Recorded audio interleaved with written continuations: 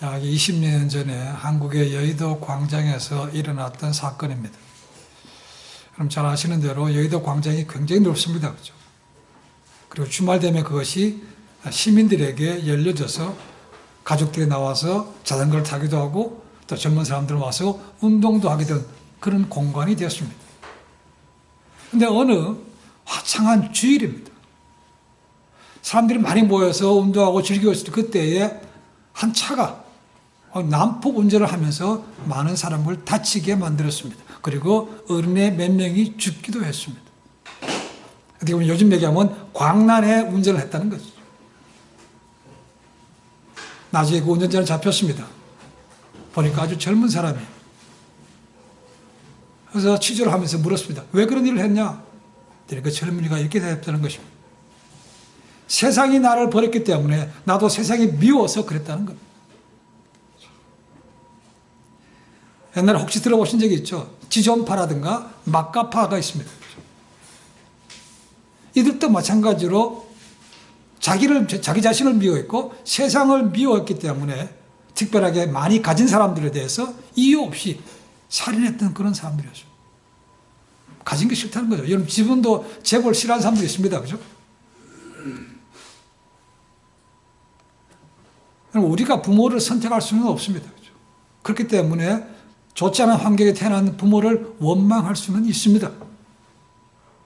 그런데 우리 모두를 지으신 하나님을 만나고 그분의 목적을 알게 되면 인생이 분명히 달라집니다.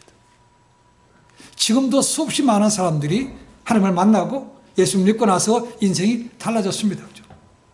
어쩌면 저희도 그들 가운데 한 사람인 거죠.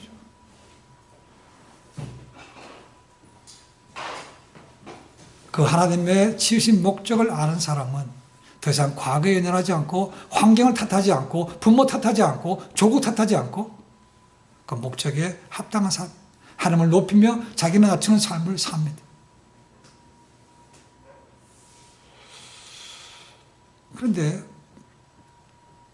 그렇게 자기를 지으시고 목적 가운데 불러주신 하나님의 은혜를 잊어버리고 살면 그때부터 문제가 생기기 시작합니다.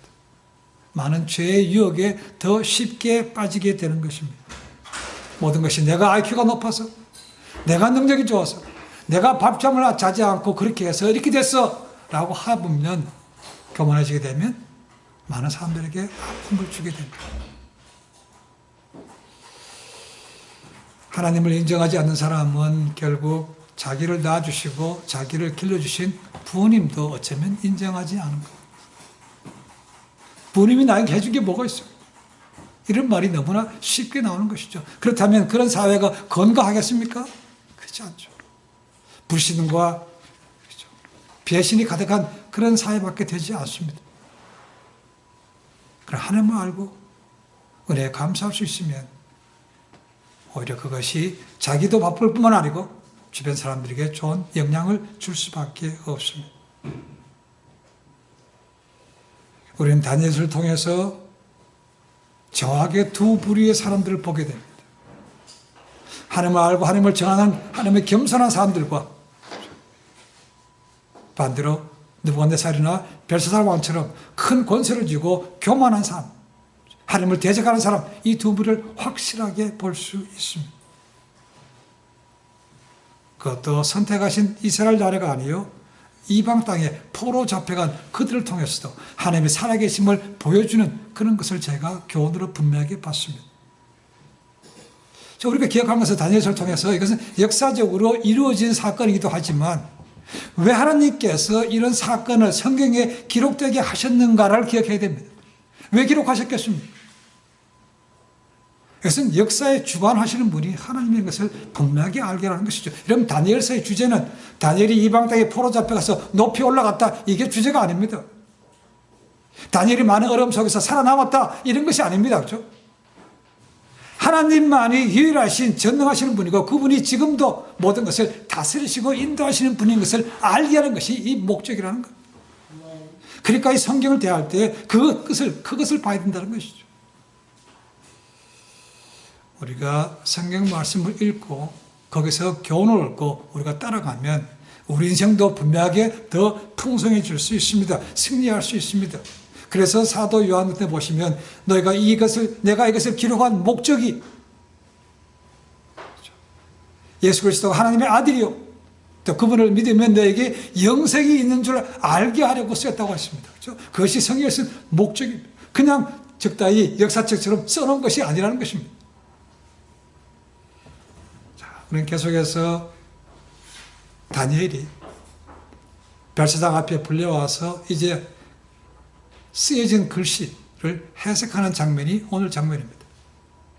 연회 중에 갑자기 소리 나타나서 글씨를 썼습니다. 그렇죠? 근데 거기 지금 모인 사람들도 그리고 나중에 불려온 제자들도 그 어느 누구도 그 글씨를 알아보지 못했다는 겁니다. 그래서 마지막으로 다니엘이 불려왔습니다. 근데 그 쓴 글씨가 쓰고자마자 사라진 것이 아니죠. 그죠? 그것이 벽에 남아 있었다는 겁니다. 그래서 다니엘이 왔을 때 그 글씨를 보고 해석할 수 있는 거죠. 자, 이 글씨를 해석하기 전에 다니엘이 왕 앞에 두 가지를 바랍니다. 첫 번째는 뭡니까? 왕이 약속했던 포상은 내가 원하지 않습니다라는 거죠. 여러분, 부귀영화 싫어하는 사람 있습니까? 분명히 세 가지 약속했습니다. 그렇죠? 이 나라의 세 번째 통치자가 되게 하는 것이고, 자주 옷을, 왕족과 같은 옷을 입혀주는 것이고, 그 다음에 목걸이 아주 영광스럽게 만들어준다는 것입니다. 근데 그거 싫다는 겁니다. 왜요? 다니엘은 이 글씨를 해석하는 것이 자기의 능력으로 하는 것이 아니고 하나님이 주시는 능력으로 하는 걸 알기 때문에 하나님께 영광 돌리는 것이 맞다는 것입니다. 나는 그거 원치 않는다는 겁니다. 여러분, 계시는요, 돈으로 살 수 있는 것이 아닙니다. 그리고 돈으로 사서도 안 되는 것입니다. 하나님이 주신 능력으로 하나님께 하시는 대로 하면 그분을 높여드리면 되는 것이죠. 왕이 하라고 한다고 해서 하는 것이 아니고 다니엘은 지극히 높으신 하나님의 종인 것이죠. 그래서 그분이 주시는 것을 하기 때문에 그 대가 나는 바라지 않습니다 라고 얘기한 것이죠. 두 번째로는 놀랍게도 다니엘이 왕의 죄에 대해서 얘기합니다. 이거 해석하기 전에 벌써 그것부터 합니다. 왕이 죄인입니다. 왕이 죄를 범했다는 거죠. 그래서 이런 일이 생겼다고 분명하게 알 수 있는 것입니다. 두 가지입니다. 그렇죠?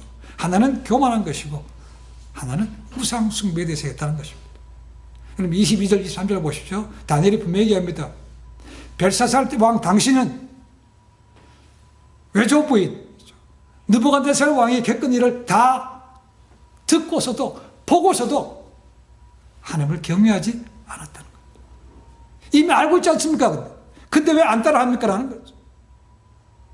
그렇게 권세를 가졌던 당신의 외할아버지 느부갓네살을 7년 동안 미쳐가지고 세상 같은 사람들에게 버려주고 하나님께도 버려주고 짐승처럼 지내는 것을 당신이 알지 않느냐라는 거죠.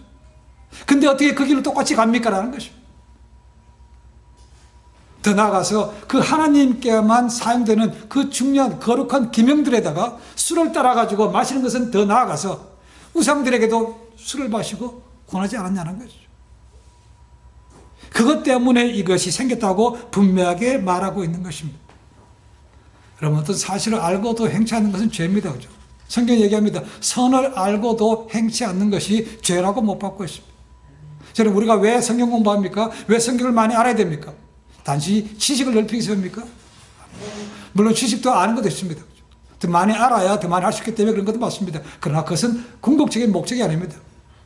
성경 공부하는 것은 내가 그것을 알고 내 삶의 변화를 주기 위해서 하는 것입니다. 내 삶이 바뀌려고 하는 것입니다.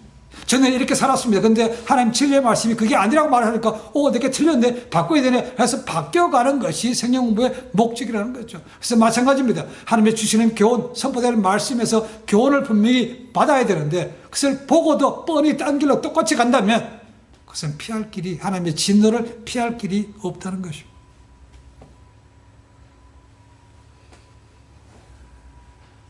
그들이 섬겼던 금, 은, 동, 나무, 돌로 만드는 것이 무슨 힘이 있습니까? 그런 쓰잘데기 없는 것들한테는 높이면서 정작 가장 중요한 모든 인생을 못 주관하시는 하나님을 높이지 않았다는 겁니다. 그분 앞에서 교만했다는 것입니다. 그러니까 심판은 피할 수가 없습니다. 그래서 이 글씨가 생긴 겁니다. 다니엘은 그걸 확실하게 얘기합니다. 다니엘은 왕을 두려워한 것이 아닙니다. 그죠? 다니엘은 하나님의 종이었기 때문에 하나님이 주시는 말씀을 그에게 전할 수밖에 없는 거죠. 이게 그러니까 다니엘은 가짜 선지자가 아닙니다. 그죠? 이미 북이스라엘과 남유다가 망할 때는요, 가짜들이 많았습니다. 그 사람들에게 달콤한 말, 야, 우리가 선민인데 어떻게 심판받을 수 있을까? 어떻게 망할 수 있는가? 말도 안 된다는 겁니다. 성전이 무너질 수도 없다는 겁니다. 그렇죠? 그런 사람들이 무지무지 많았습니다. 근데 다 뺏겼습니다. 망했습니다. 다니엘은 있는 그대로 얘기합니다. 여러분, 선지자는요, 하나님이 주신 말씀을 있는 그대로 전하는 것입니다. 포장하지 않습니다. 그렇죠? 나쁜 건 다 빼고 좋은 말만 달콤한 말 하는 사람이 아닙니다. 그렇죠? 다니엘은 지금 왕 앞에 서서도 왕 앞에 당당하게 얘기합니다. 그가 분명하게 하나님의 신실한 종인 것을 보여주고 있는 거죠. 이걸 얘기한 다음에 이제 해석을 줍니다.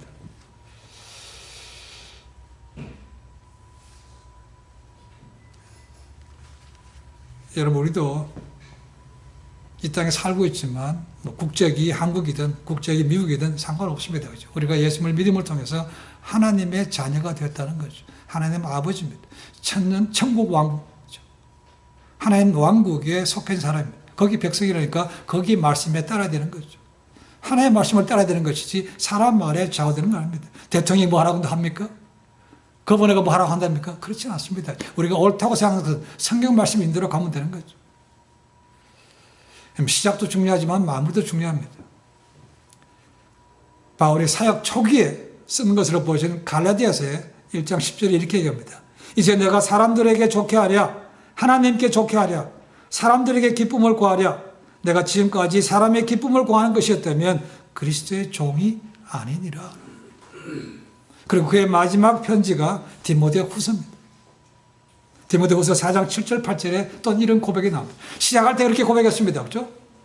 내가 사람을 기쁘게 하는 것이고 오직 하나님을 기쁘게 하는 삶을 살겠다고 하고, 그리고 마지막에 쓴 말이 뭔가? 내가 선한 싸움을 싸우고 나의 달려갈 길을 마치고 믿음을 지켰으니 이제 후로는 나를 위하여 의의 면류관이 예비되었으므로 주 곧 의로우신 재판장이 그날에 내게 주실 것이니 내게만 아니라 주의 나타나심을 사모하는 모든 자에게니라. 나의 달려갈 길을 끝까지 올인했다는 거예요. 그냥 쏟아부었다는 거예요. 시작도 마찬가지였고 마무리도 그렇게 맛있게 지었다는 거죠. 다니엘과 바울과 같이 돈과 명예와 권세에 매이지 않고 끝까지 믿음의 선한 싸움을 싸우는 것은 쉽지 않습니다. 그러나 그 길 마쳐야만 하나님 앞에 기쁨으로 설 수 있습니다. 말씀의 교훈을 얻으시고 또 이 시간 통해서 새롭게 바뀌는 그런 삶이 되기를 축원합니다. 자, 이제 다니엘 해석합니다. 우선 글자가 뭔지를 알려줍니다. 그렇죠? 메네, 데겔, 우바르신이라고 얘기합니다. 메네, 데겔, 우바르신. 자, 메네가 뭔가? 메네가 오늘 말씀 보시면 계수하다, 세다라는 동사 메나의 수동태입니다. 그러니까 세어짐을 당했다는 것이죠. 그것이 메네 두 번 반복되었다는 것은 그것이 확실하게 이루어진다는, 확실하다는 겁니다. 그 다음에 데겔입니다. 데겔은 저울에 달리다, 그러니까 무게를 달다는 것이죠. 그것의 수동태입니다. 그러니까 자기가 한 것이 아니고 올려져서 개수가 됐다는 겁니다. 저울질이 됐다는 것입니다. 그런데 다니엘이 뭐라고 합니까? 하나님이 벨사살 바벨론을 달아보니까 무게가 턱도 없이 안 되더라는 것이죠. 부족하다는 것이죠. 그 다음에 우바르신이라고 되어 있습니다. 이 우라는 것은 엔드라는 뜻입니다.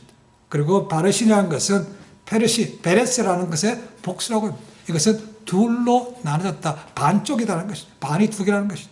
그래서 나중에 이 바벨론이 메대와 바사 나눠진 두 나라에서 망할 것이다라는 것을 예언하고 있다는 겁니다.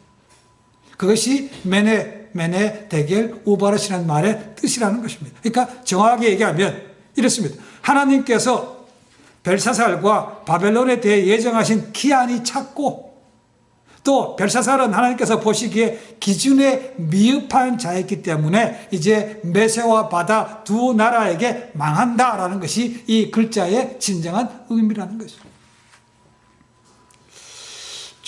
지난주 제가 잠깐 말씀을 드렸습니다. 이 글자는 분명하게 아람말로 써졌습니다. 그들이 분명히 알아볼 수 있어야만 됩니다.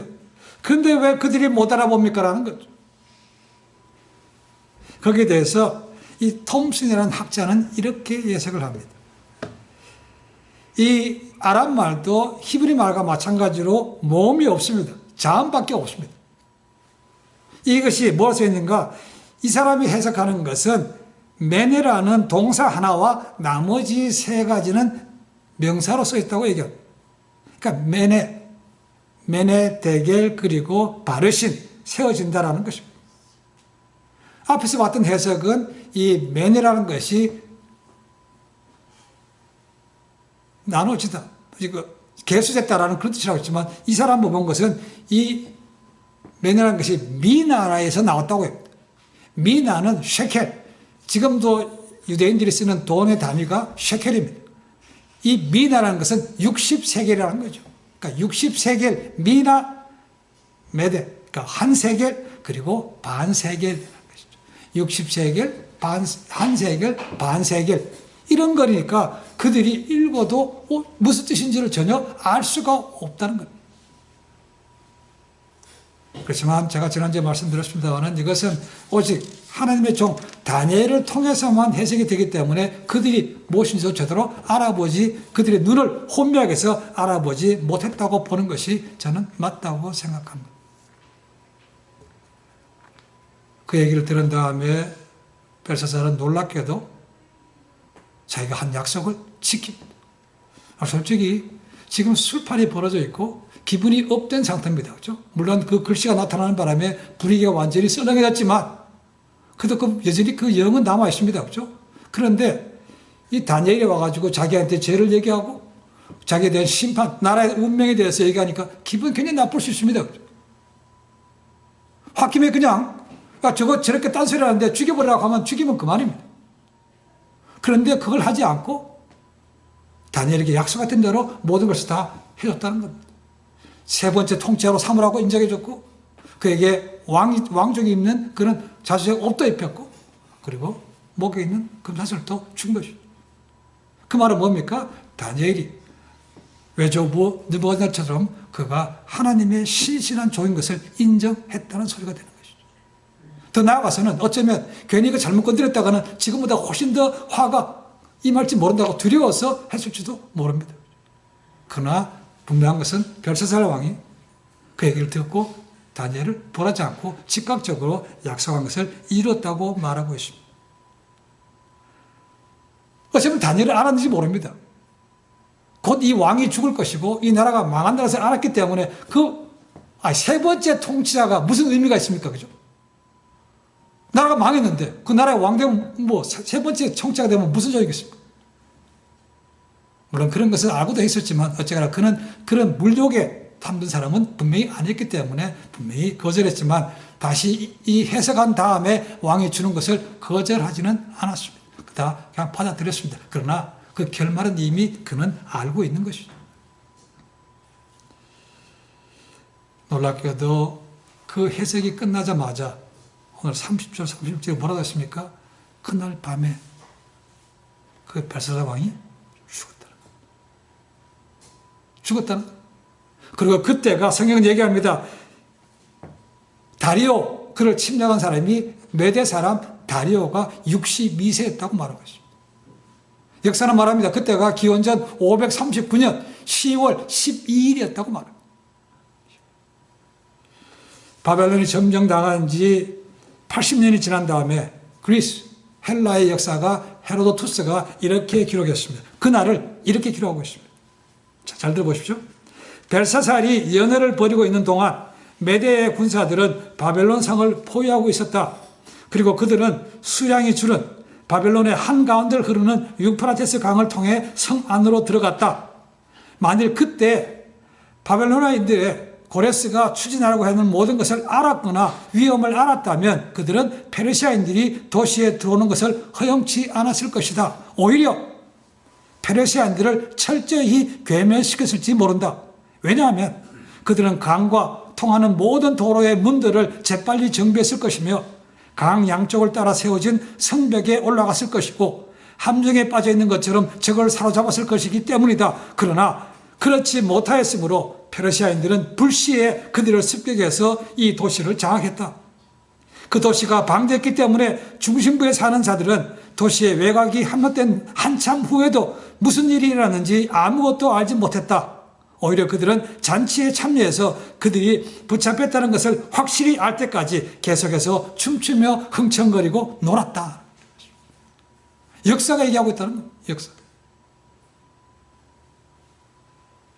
그러니까 그렇게 견고했던 성에도 불구하고 술 취해서 놀다가 적들이 온 것도 제대로 알지 못하고 그냥 너무나 손쉽게 망했다는 겁니다. 그 역사가들은 얘기합니다.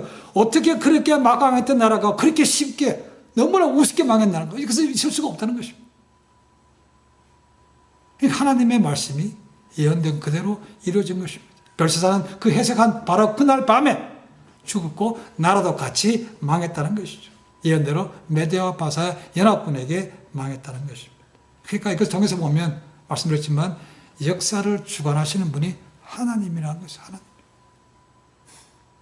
다니엘은 분명히 얘기합니다. 그분이 사람을 높이기도 하고 약한 사람에게 주기도 한다는 것입니다. 그러니까 벨사살 왕, 느부갓네살 왕 아무리 높은 사람이지만 하나님께서 그냥 치시면 그냥 낮아진다는 겁니다. 그리고 딴 사람, 그 사람보다 훨씬 더 약한 사람을 앉힐 수 있다는 겁니다. 그것을 인정하십시오라는 거죠. 그것을 인정하지 않으니까 이렇게 교만하게 되고 우상한테 거룩한 기명도 사용하는 것이 됐다고 얘기한 것이죠. 지난주 잠깐 말씀드렸습니다는 어떤 것들 하나님께서 순식간에 하는 것도 있지만 어떤 것들부터 천천히 하는 것도 있습니다. 그걸 저희는 알지 못합니다. 그러니까 하나님의 때를 모른다는 거죠. 하나님의 섭리를 제대로 알지 못합니다. 잠언 6장 15절에 이런 말씀이 있습니다. 그러므로 그 재앙이 갑자기 임한 즉 도움을 얻지 못하고 당장에 패망하리라. 별상이 그렇게 쉽게 죽을지, 그 나라가 그렇게 망하게 쉽게 망할지 누군지 짐작했겠습니까? 다니엘이 해석하고 알았지만 그때는 너무 늦은 거죠.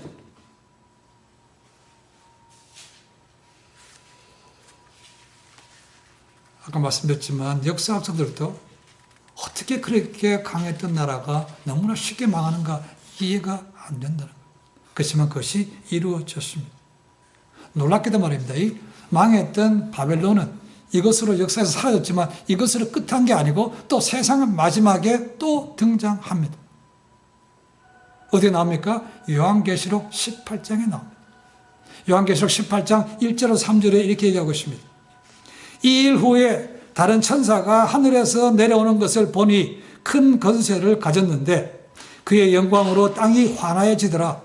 힘센 음성으로 외쳐가라되 무너졌도다 무너졌도다 큰 성 바벨론이여, 귀신의 처소와 각종 더러운 영에 모이는 것과 각종 더럽고 가증한 새에 모이는 것이 되었도다. 그 음행의 진노의 포도주를 인하여 만국이 무너졌으며 또 땅의 왕들이 그로 인하여 음행하였으며 땅의 상무들도 그 사치의 세력을 인하여 치부하였도다 하더라고요.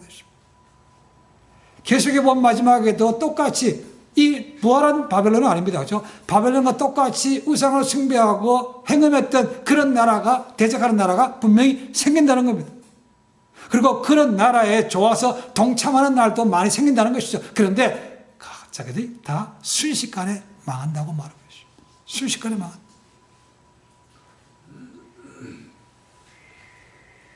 이걸 통해서 우리는 하나님의 모든 걸 다스리시고 우상과 교만의 죄에 대해서 하나님의 심판에 대해서 교훈하고 있지만 저는 두 가지를 더 볼 수 있다고 해요. 첫 번째는 역사와 인간의 운명도 하나님 손에 있다는 것입니다. 이 손은 다니엘서의 가장 큰 주제는 역사를 주관하시는 분이 하나님이시라는 거죠. 여러분 기억하셔야 됩니다.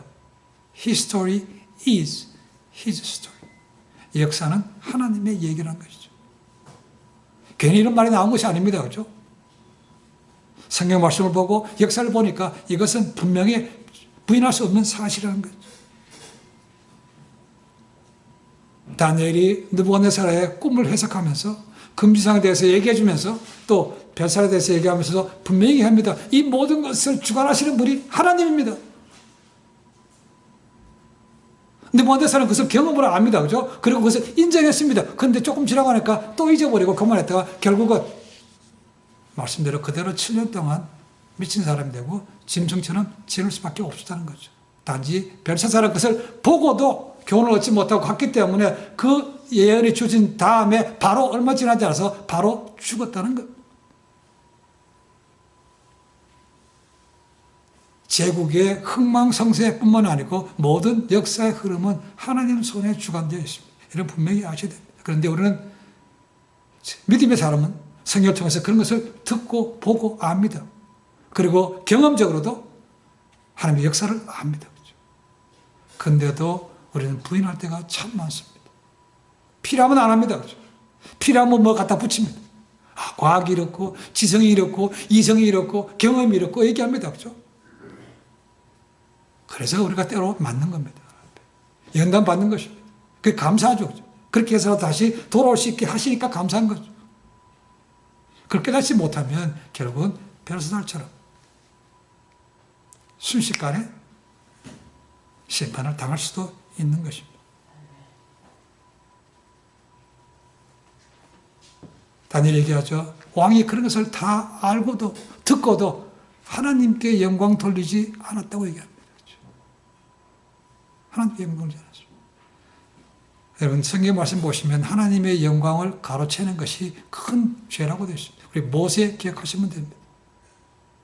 네가 사람들 앞에서 내 영광을 가르쳤다는 것이죠. 그래서 약속의 땅을 보지만 못 들어간다는 거죠.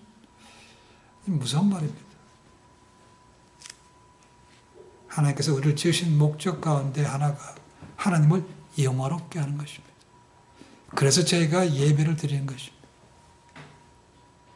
예배를 통해서 세상에 뺏겼던 마음, 겸했던 마음을 다시 돌이키고 하나님 앞에서 하나님만을 높이는 그런 시간이 예배입니다. 그것을 제대로 알면 정말 예배가 살아있는 예배가 되는 것이죠. 그래서 예배가 한 번을 드려도 제대로 드리는 것이 그렇게 중요한 겁니다. 그냥 억지로 와서 듣고 있다가 나가서 아무것도 기억나지 않는다면 아무 의미가 없는 거죠. 우리는 예배를 드렸다고 생각할지 모르지만 하나님께서는 기억하지 않습니다. 기억을 못 하십니다. 인생이란 무엇인가? 많은 사람들이 얘기하죠. 우리가 잘 들어 인생은 나그네 길이다. 인생은 도전과 응전이다. 인생은 선택의 연속이다. 다 맞는 얘기입니다. 그렇죠? 그럼 어떤 분은 이렇게 얘기합니다. 인생이란 삶의 중심에 나를 놓느냐 아니면 하나님을 놓느냐 하는 끊임없는 투쟁이다라고 얘기합니다. 참 맞는 말이죠.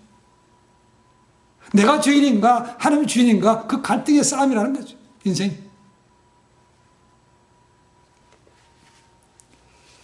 하나님을 높이는 자는 그가 비록 낮아졌더라도 하나님께서 그를 다시 얼마든지 높이십니다. 그래서 자기를 높이는 자는 다 빼앗기고 버림받을 수 있습니다. 고린도전서 10장 31절에 바울이 이렇게 고백합니다. 그런즉 너희가 먹든지 마시든지 무엇을 하든지 다 하나님의 영광을 위해서 하라고 얘기합니다. 내가 하는 모든 것은 다 하나님의 영광이라는 것입니다. 그러니까 우리가 뭐 하든가 이제 주께서 하라고 하셔서 합니다. 주께서 그러니까 붙어. 그래야 하나님의 크신 증거를 피해갈 수가 있습니다. 두 번째로 기억할 것은 경건의 능력이라는 것입니다. 다니엘이 사춘기 때 10대에 포로 잡혀갔습니다. 가자마자 얼마나 많은 어려움을 당했습니까? 자기의 정체성도 잊어버리는 그런 위기를 당했죠. 그죠? 더 나아가서 자기의 목숨도 잃어버릴 수 있는 그런 위기도 겪었습니다. 근데 그가 그 위기 속에서 뜻을 세웠다고 했습니다. 그죠? 내가 비록 포로로 와 있지만 나의 본분은 선택받은 하나님의 백성이라는 겁니다. 그러니까 하나님의 백성이라면 나는 당연히 하나님의 말씀대로 살아야 된다라는 그 큰 원칙을 계속해서 지금까지 지켜왔다는 겁니다. 그 이후로부터 지금까지 지켰다는 것은 이미 65년, 66년 동안 지켜왔다는 것입니다. 다음 주에 또 보겠지만 다니엘은 그 가운데 특별히 경건을 빼놓을 수 없는 것이 바로 기도였습니다. 기도.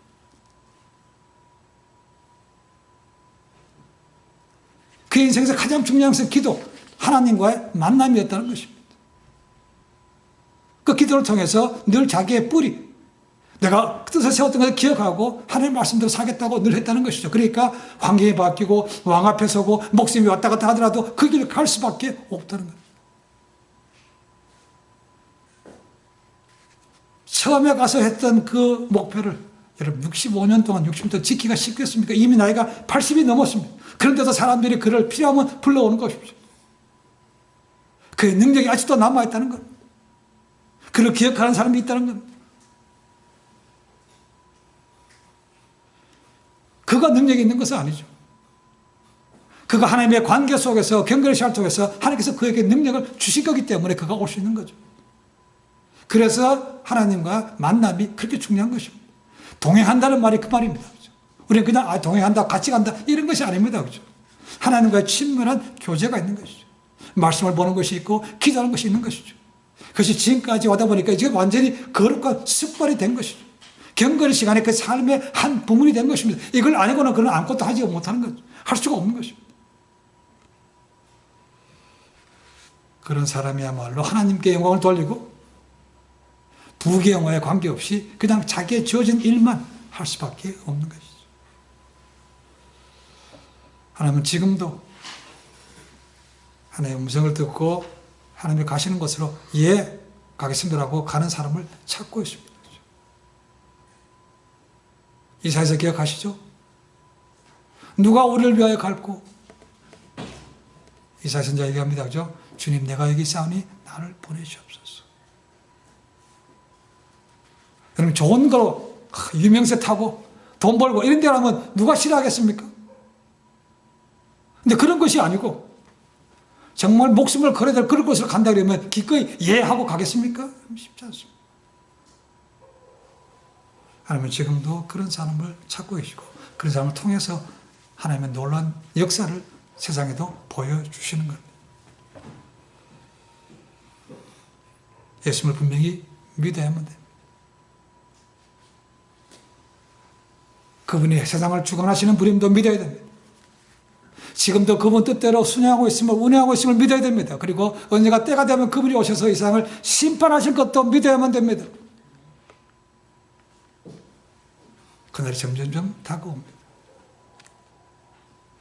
그것을 알고 우리가 순종할 뿐만 아니고 다른 사람에게도 알 수 있게 만들어 줘야만 됩니다. 그것이 우리가 먼저 믿은 자로의 삶이라는 거죠.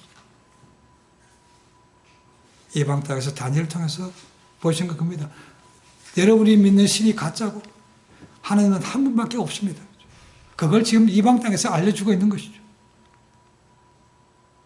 하나님께서 우리에게 주신 것도 그겁니다. 우리를 통해서 복음의 통로가 되라는 것이죠. 하나님의 영광이 드러나는 삶을 살라는 것입니다. 지금까지 어떻게 살았든 이제 되돌릴 수는 없습니다.